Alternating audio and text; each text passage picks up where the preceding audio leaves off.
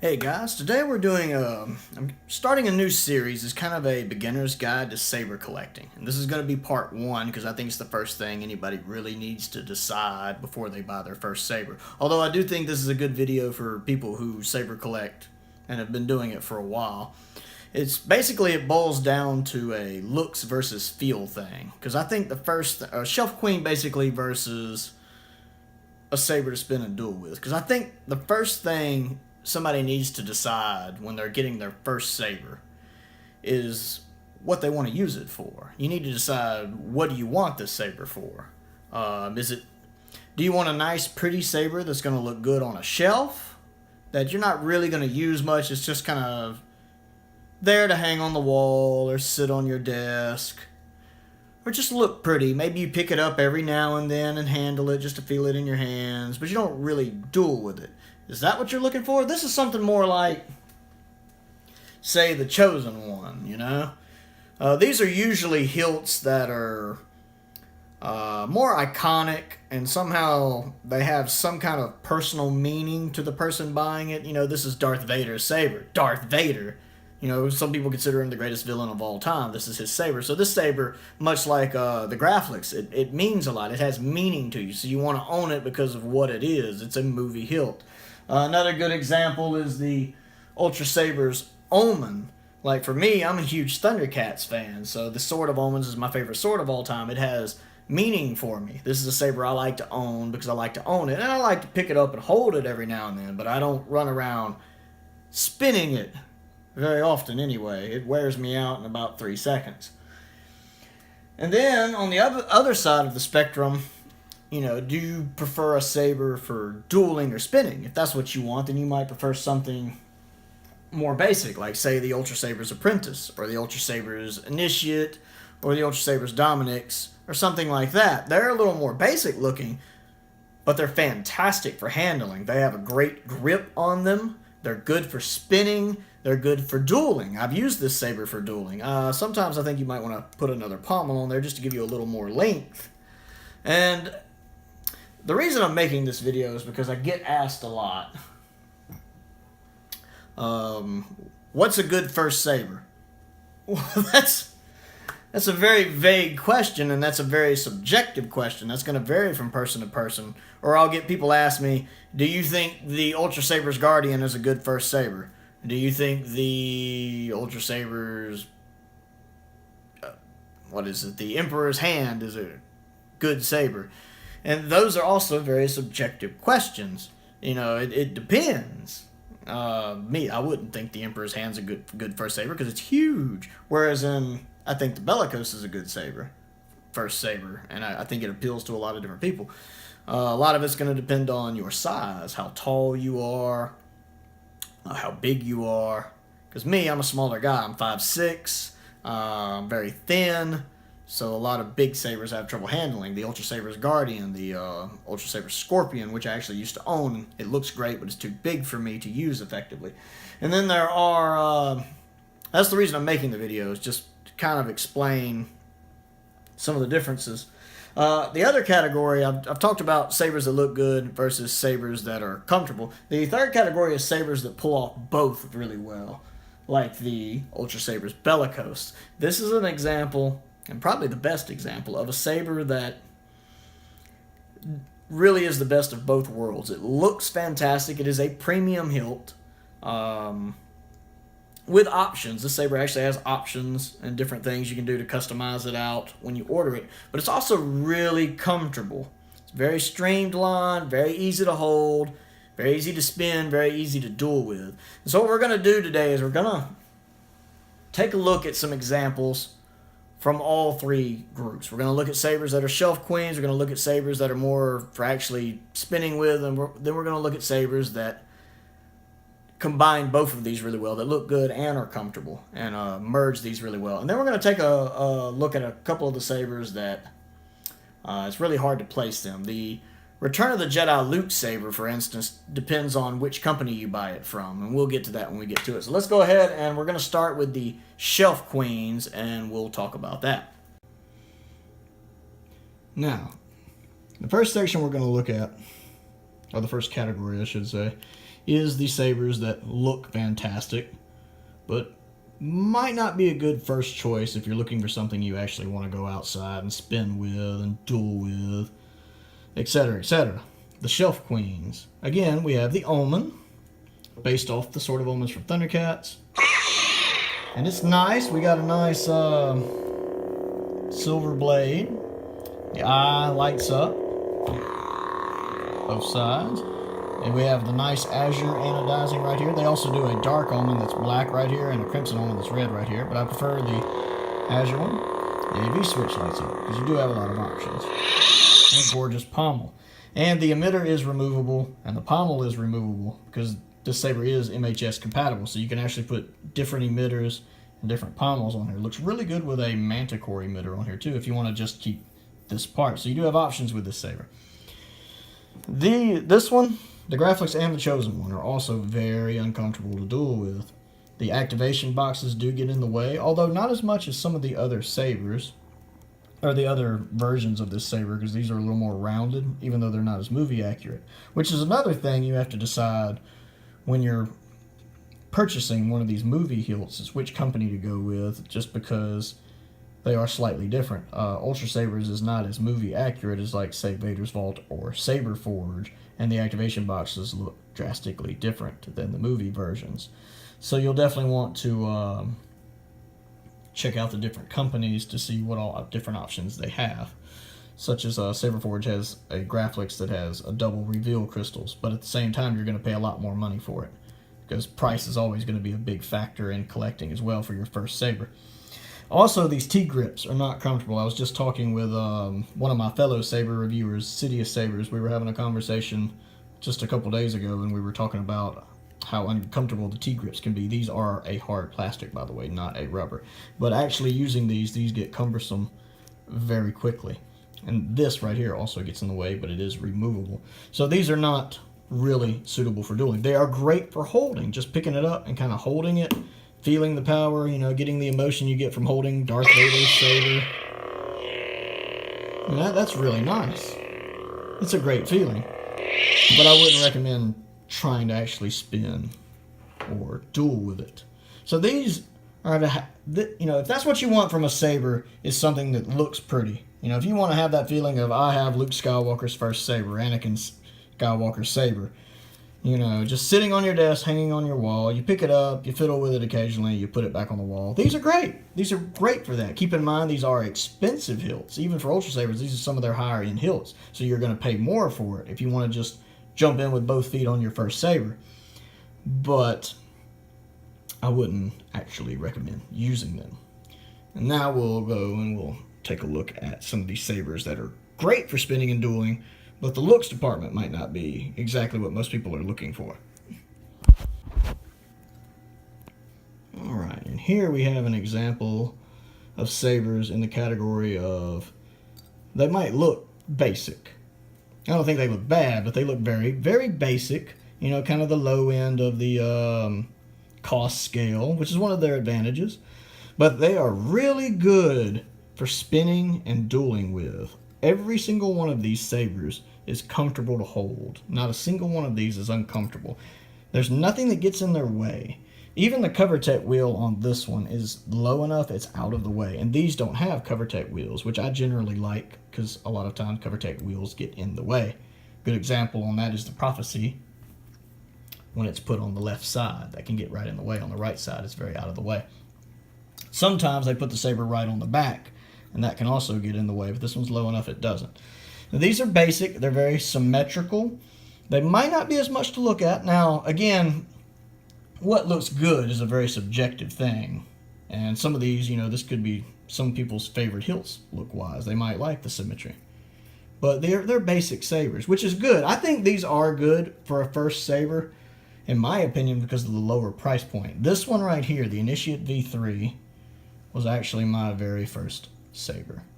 I added a Catalyst pommel on it just to give it a little extra length, and I got it in Guardian Blue because my favorite color is blue. And I was very happy with it. It's what got me into the hobby, and it's still, I think, one of my favorite sabers. It's on my top 10 favorite sabers list. This is the Ultra Sabers Dark Sentinel, which also has options. You can get it with or without windows, so you do have options with it, so you can kind of customize it. I like it better without. It also has an LE version, which has silver on it, kind of like the Dominic's LE right here. You can also get this in all black. So even these lower end ones have options. You can get this one with yellow gold rings on it, this one in all black or silver, this one in all black or silver. So even though they're basic, they do have options. But if you want to spin and duel and fight, these are the ways to go. When my friends and I get together and we duel sometimes, these are some of the ones I like to use. Even in our messing around with sabers videos, you'll notice I tend to use mostly these smaller hilts. They're also very advantageous for me because of my size. Again, I'm 5'6", and I only weigh probably about maybe 125, 130. I never really know. I fluctuate. But these I can use a lot easier than, say, the Ultra Saber Scorpion, which is a saber that I used to own, but I sold it because even though it looks phenomenal, and it does, it looks great on a wall, I couldn't use it effectively. And since it's not really related to any kind of emotional tie-in, it's not in a movie or a game, I didn't have that emotional connection to it to want to keep it. I sold it and used the money to buy a different saber.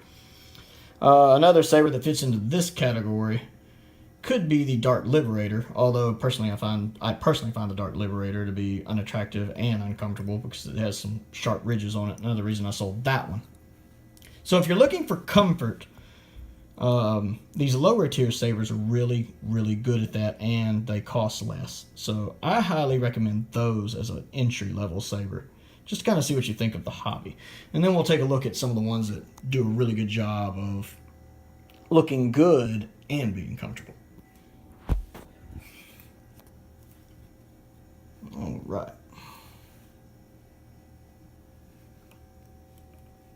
All right, we have our third category, sabers that look good and are comfortable, at least to me. Again, this is a very subjective thing. Well, we'll start out with the Prophecy. The Prophecy does look a little basic, especially in the sense that it's a monotone color, although they do offer a dark version of this in all black as well, which I also own.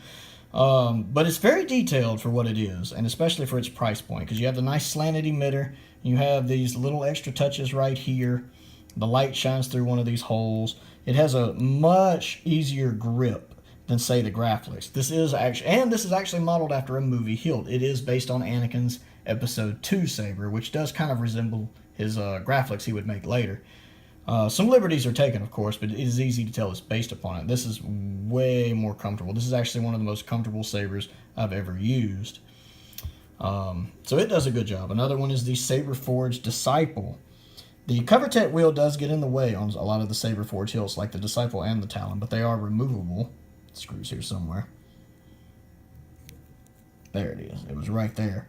And that did get in the way, but I took it off, and once I took it off, it got a lot more comfortable. So this one looks really good, especially since Saberforge does offer the weathering. I wish Ultra Sabers offered that to give it a very dark side look. This looks really good, hanging on a wall, sitting on a shelf, and it's very comfortable to duel with. The leather wrap is very nice. Saber Core Crimson. That is just phenomenal. It looks good. It feels good. It definitely combines both really well. And then, of course, the Bellicose, which I was talking about earlier. And this saber has options. It has a couple different pommels. And it has the option to pick what this button right here looks like. This little fake button. It can be gold, brass, silver, red, blue, green, etc. So, and it also has kind of a shroud, which I like, that kind of curved emitter. But it does have a premium look. This is right when you start getting into Ultra Sabers premium sabers, but it's still at a really good price point. And it's very comfortable to hold. I like how it's streamlined. It's all kind of one length. So you can kind of pick where you like to hold it. And the CoverTech wheel's on the proper side, so it doesn't get in the way. This is probably the best example I can think of a saber that combines good looks with functionality. Maybe even more so than the Prophecy, which is my favorite saber. It's a really good best of both worlds thing it has going on. The Saber Forge Talon is another one that I think fits into both. Now, this one, the little matte finish here, right there can grate on your hands a little bit. That's going to be subjective right there.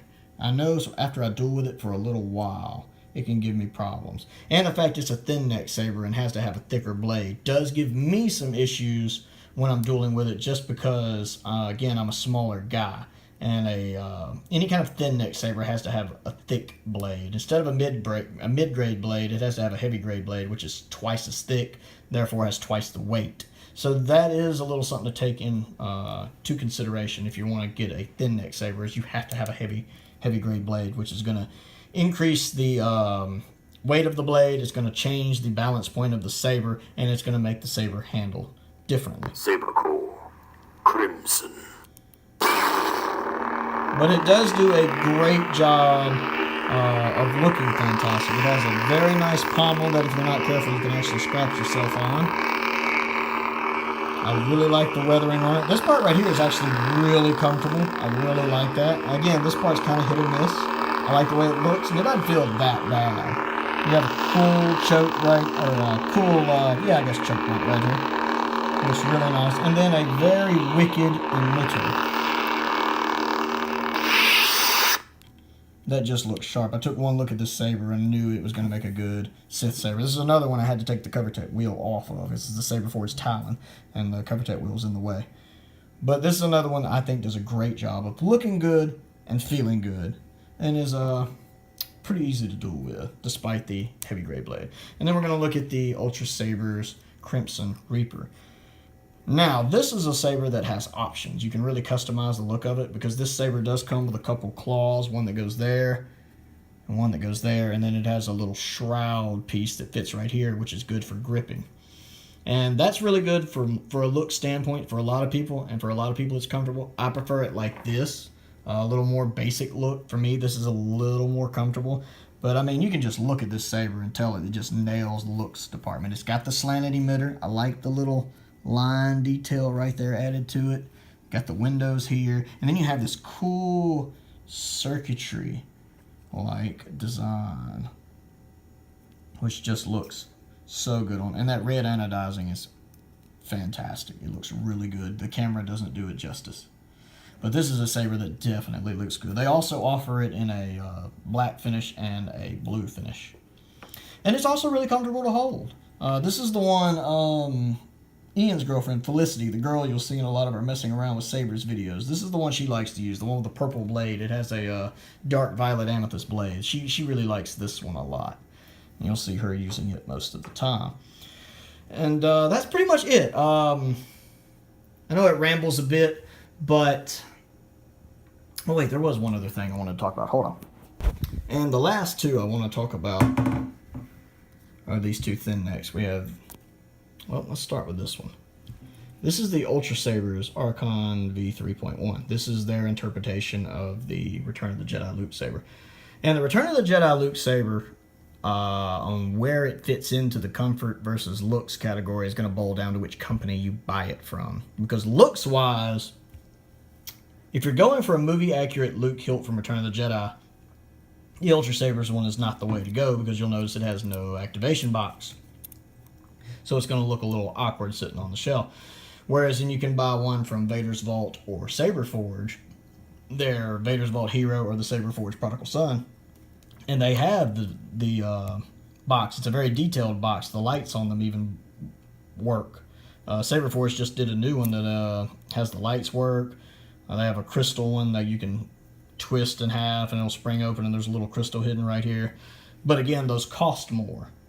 Whereas in this one is good if you want a Luke Skywalker Return of the Jedi saber that feels comfortable. Because that activation box on the Vader's Vault and Saber Forge one is not comfortable to hold, I'm sure. I don't own one, but I get the feeling it's probably not the most comfortable thing in the world. Whereas it being missing here makes this saber very easy to grip, very easy to hold. So if you want a Return of the Jedi Luke saber for spinning, dueling, and this saber is good for dueling, even though it's a thin neck, I would recommend the Ultra Saber's one. If you want a Luke Skywalker Return of the Jedi saber that's for looks, and it's going to sit on your shelf, maybe you take it down and hold it for a few minutes every now and then, I recommend either Vader's Vault or Saber Forge.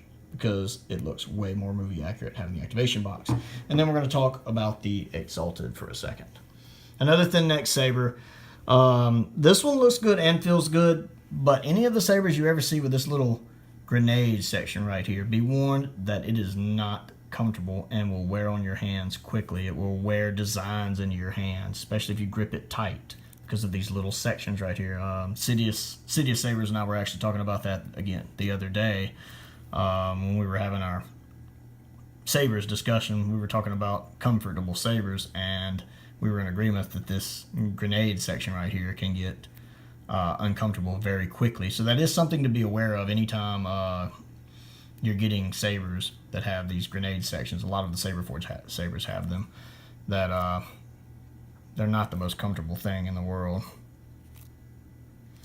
Between the two, just this part right here, having a fully round one like this is way more comfortable, way more easier to hold. Between the two, I do actually think this is a more comfortable saber just because it has more of a heft to it. Saber forward sabers do tend to have more of a real solid feel to them. This feels like a movie prop. This feels like an actual lightsaber blade might pop out of it.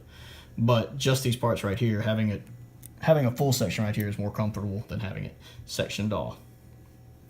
Okay, that was just kind of a, I want to say quick look, but I don't think it was as quick as I meant it to be. I kind of wanted to explain the difference between Shelf Queen and dueling, and really, you as an individual have to decide what you want in a saber. That's the first thing you need to make up your mind on when you're purchasing a saber. Any saber, be it your first saber, your 10th saber, whatever, you need to decide what do I want in this saber. But especially for first-time buyers. Before you decide anything else, decide what you want the saber for. What do you want in your saber? Do you want a movie hilt that's going to look good on a shelf? Do you want something that's just excellent and fantastic for spinning or dueling? Do you want something that's kind of a middle ground, like a Prophecy or a Bellicose? Determine kind of that, and then you can move on to the next step, which in my opinion is looking at the different companies and deciding which one you want to go with. But we'll go into that in part 2 of our video, which will be looking at the different companies. Anyway, I'm Prowl1701. Don't forget to subscribe to the channel. Don't forget to click the like button on there. All the fun things you do. Leave a post in the comments. Let me know what you thought of this. Was this a terrible idea and I need to not do any more of these? Do you find it informative and a good way to look at sabers? Positive or negative, let me know. I love feedback, be it positive or negative. I'm always trying to make the channel better. And most importantly, thank you for watching.